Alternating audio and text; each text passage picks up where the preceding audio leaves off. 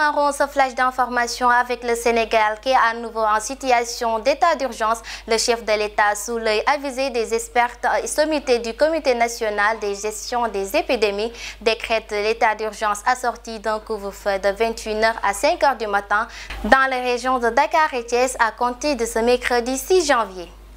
Après l'instauration de cet état d'urgence par le chef de l'État et l'institution d'un couvre-feu, le ministre de l'Intérieur s'est exprimé sur la télévision nationale. Il a prévenu ceux qui tenteront d'outrepasser.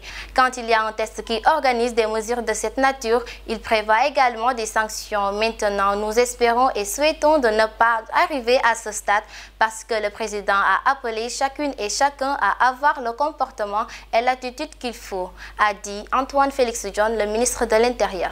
Parlons d'autre chose. Après Eiffage, Macky Sall pose un autre acte fort. Ce dernier a pris une importante décision dans un autre grand projet.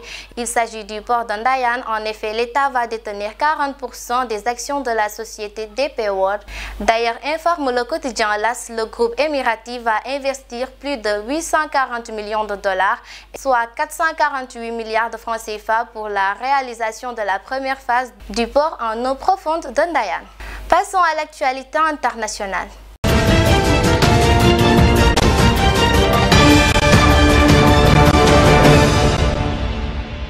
Le résultat des élections sénatoriales en Géorgie dépendra de la majorité du Sénat et la plus ou moins grande latitude dont disposera le président élu Joe Biden.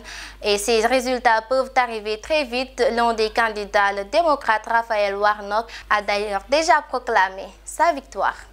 La justice chinoise a rendu son verdict concernant un groupe de 12 militants hongkongais pro-démocratiques qui avaient tenté de rejoindre Taïwan cet été, fuyant une ville de plus en plus sous le joug de la Chine communiste.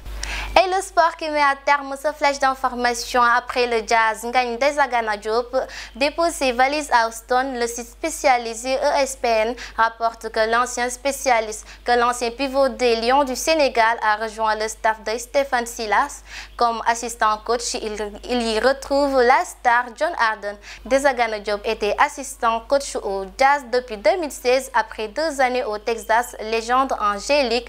Durant sa carrière, il a notamment porté les couleurs des Cavaliers Cleveland, des Mavs Dallas ou encore des Hornets. Voilà mesdames, messieurs, c'est la fin de ce flash d'information. Merci de l'avoir suivi et bonne suite des programmes sur Flash TV, la télé en ligne de toute l'actualité.